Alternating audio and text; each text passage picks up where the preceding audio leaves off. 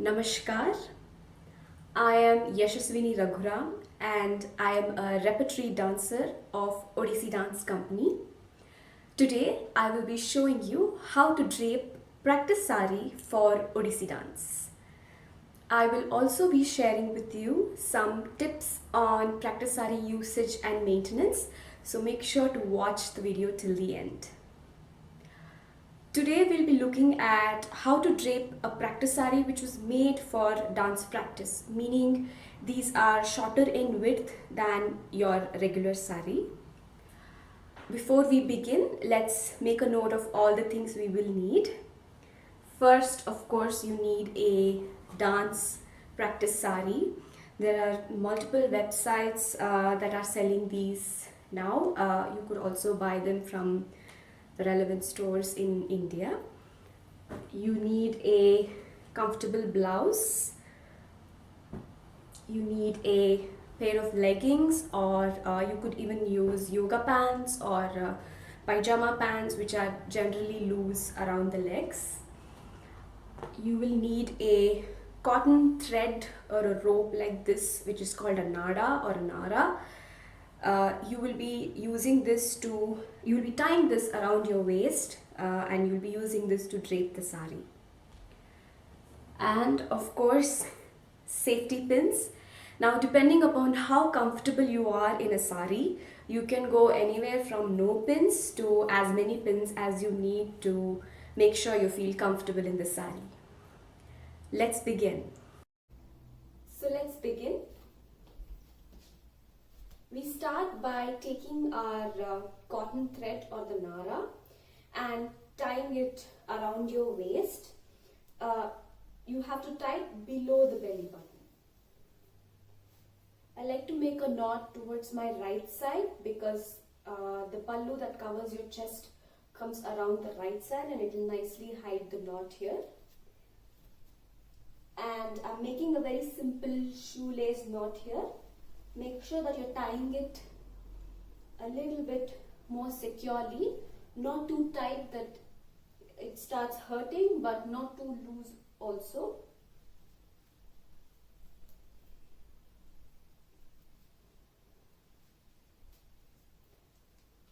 Once you've made that knot secure, whatever parts are left, you can roll them around like this so that it doesn't hang. Next, we take our practice sari.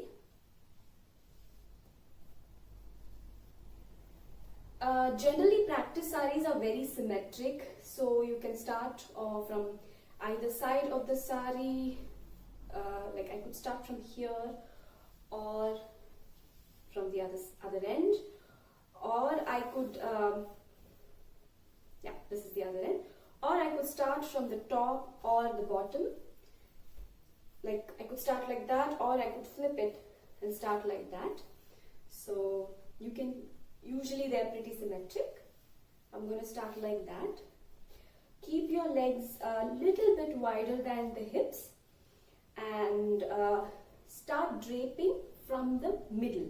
We don't want it to go over here because when you sit in choker, we want free range of movement. So tying it from the middle will help you get more free movements. Also, the length of the sari on your leg when you drape it should be midway through your calf, like that. It shouldn't be too high or too low like that. Midway is good. So I have measured the midway and now I will begin tucking in the sari.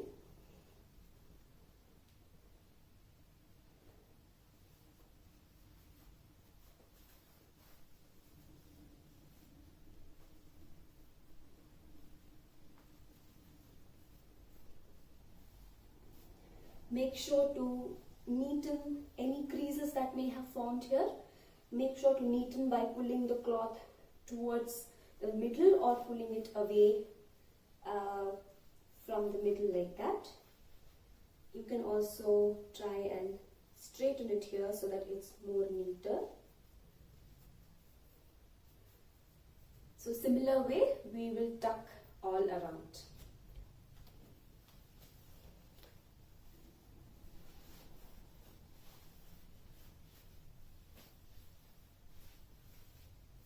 Make sure to still maintain the more than hip distance apart on the legs. Don't close in.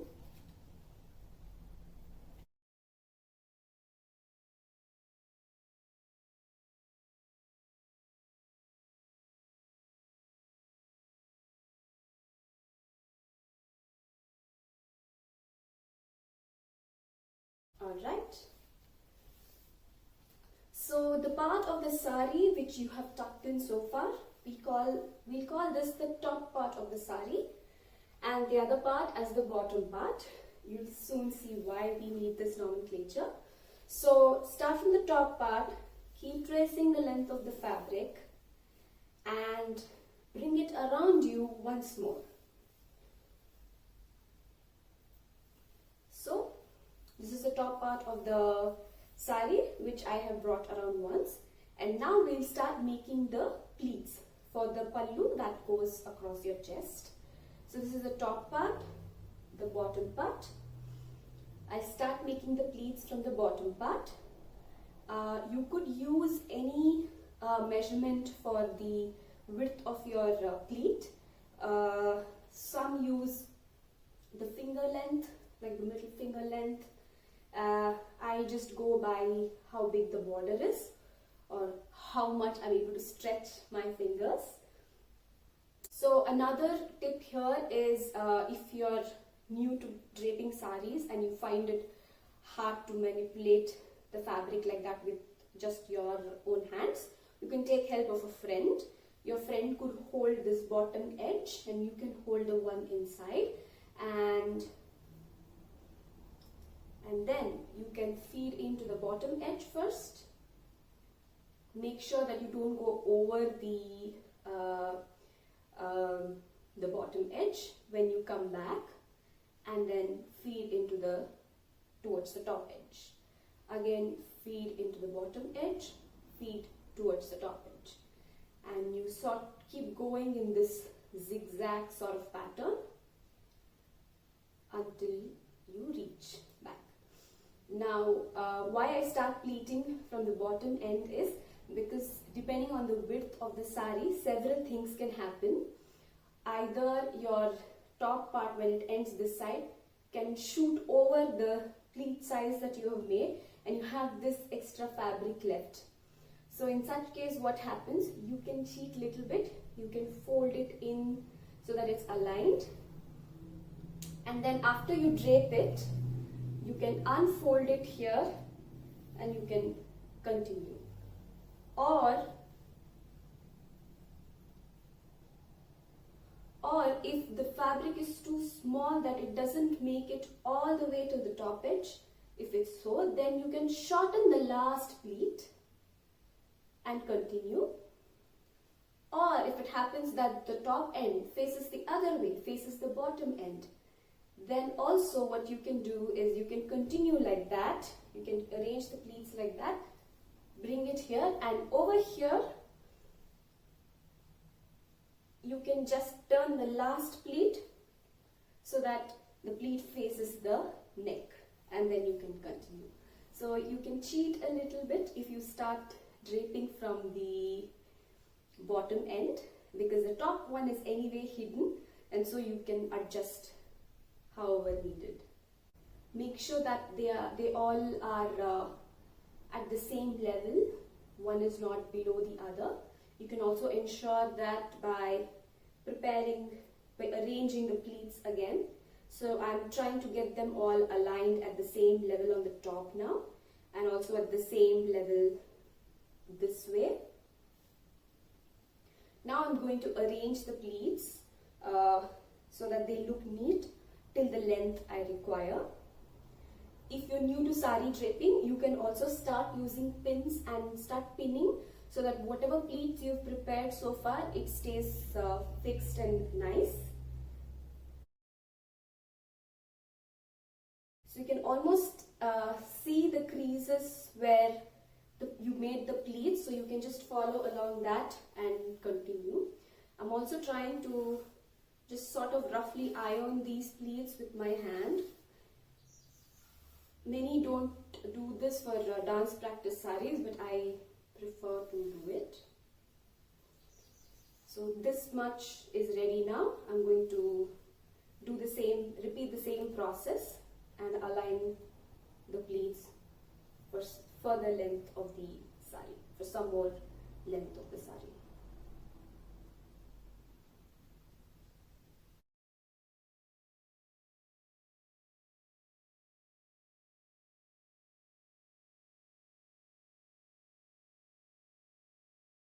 I'm going to put it over my shoulder so that I can easily arrange the pleats. I'm also measuring the length now.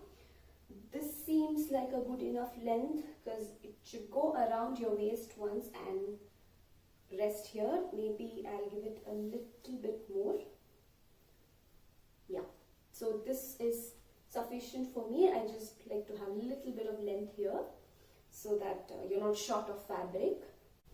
Pin the pallu to the blouse.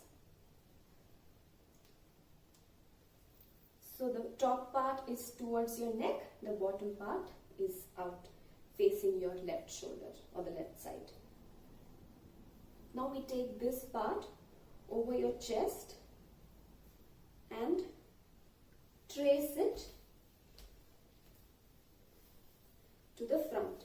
Make sure to not move your legs like that, and then you will get into this sort of a situation which we don't want.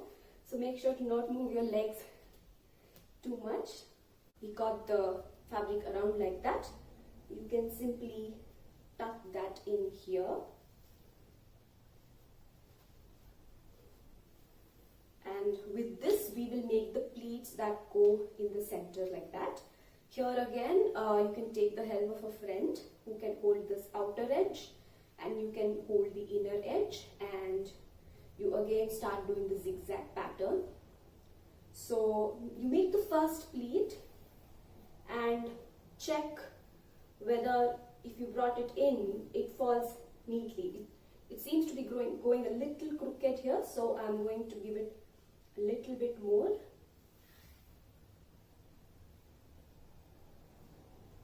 Yeah, now it's falling in a straight line, so this is perfect. So here again you can choose any width that you can. It's better to get at least 5 or 6 pleats here, so that when you sit in choka, your fabric gives way for you to expand, to open your knees and go down and come up.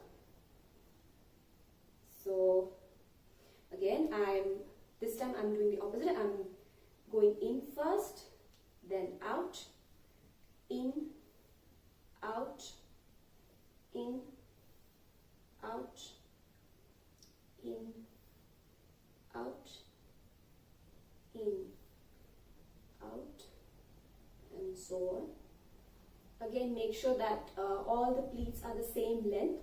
So you have to stop when you reach the length of the pleat and then turn back. And also make sure all the pleats are at the same level.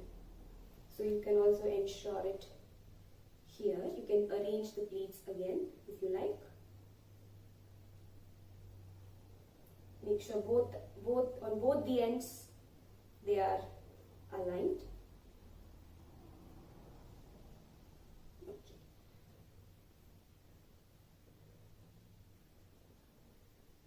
Here is where your second pin goes.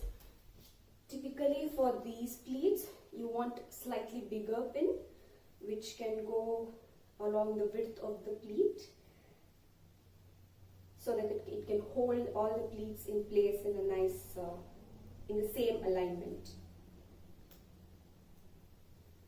Okay, I've secured my pin, and now I'm going to again use my fingers and iron out these pleats neatly so that it's more comfortable when you dance. I have here about 1, 2, 4, 5, 6, 7, almost 8 pleats. So I'm holding them at both edges and I'm stretching them so that these pleat creases get formed nicely, and I'm ironing them all together once again.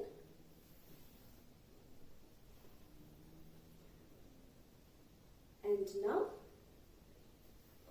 I will secure this again here.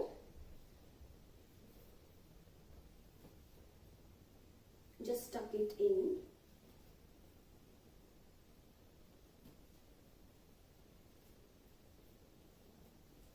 And now tuck this entire portion in the middle. Make sure that the pleats are facing left and the pleats are aligned with your belly button. That way they're symmetric.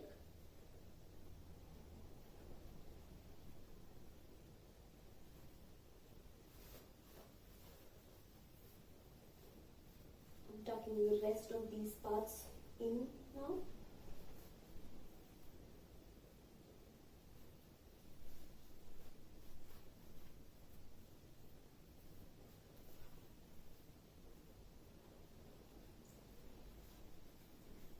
Sometimes you never get these fabric measurements correctly, so you'll end up with a little bit more extra here, which is fine because you can start pushing it back like that a little bit and it can get adjusted.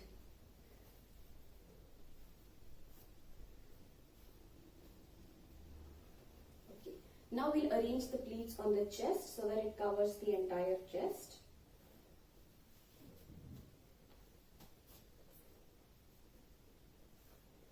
You can undo the pin again so that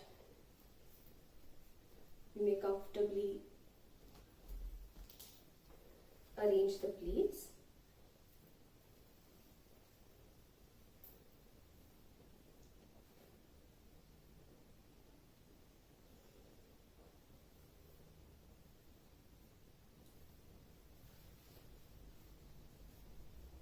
You can pull the top part, which is closer to the neck, a little higher if you like.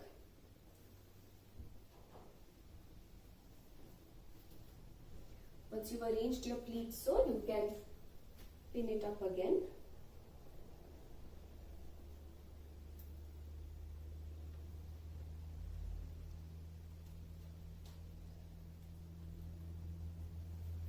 Now for more comfort, you can also pin here.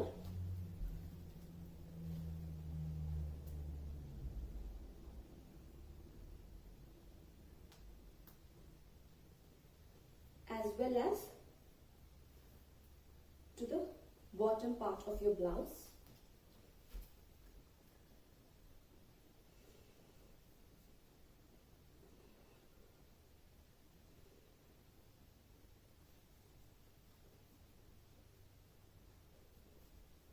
Now we gather the pallu around,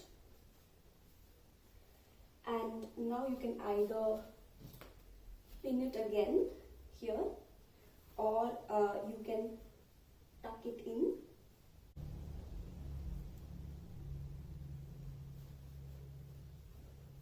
Like so.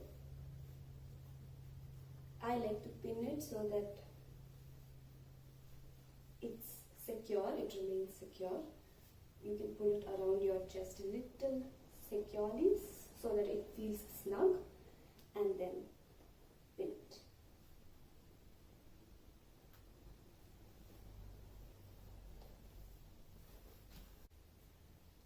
So that's it. Now you should be able to sit nicely in choka, or you can go down to your toes and your sari should give way for that.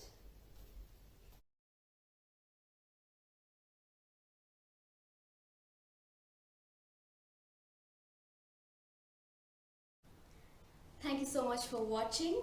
Before you go, here's the tip I was talking about. So in case you bought a brand new practice sari like so, sometimes they can be very stiff and not so easy to drape. In that case, what you can do is you can soak the sari in a bucket of cold water for a couple of hours. Sometimes some of these saris leave some of their color. So make sure you don't put anything else in that bucket. So after a couple of hours, you can gently bring it to get rid of the water and then air dry it. If it seems too wrinkly at that point, you can lightly iron it, and then it should be soft enough like this for you to drape. And secondly, regarding maintaining your regular practice saris, so practice saris shouldn't be washed so often. So I would say after every practice, you definitely let it air dry, and maybe after 5 or 6 practices, you can again soak it in mildly soapy water, rinse it a couple of times, and then air dry it again. Thank you so much for watching. If you liked this video, please give it a thumbs up, and please share it with your friends, and please let us know your thoughts. We also have more videos in the Get Ready With Us series on Odissi makeup, jewelry, costume and hair. Please check them all out. The links for these videos are in the description box. Please do visit our website www.odissi.dancecompany.com, and also our channel www.odissi.dancecompany.com/odissi-channel. Here we bring to you weekly course modules, lectures and performances by trailblazing artists in the field. We hope you watch, practice and improve with us. Namaskar.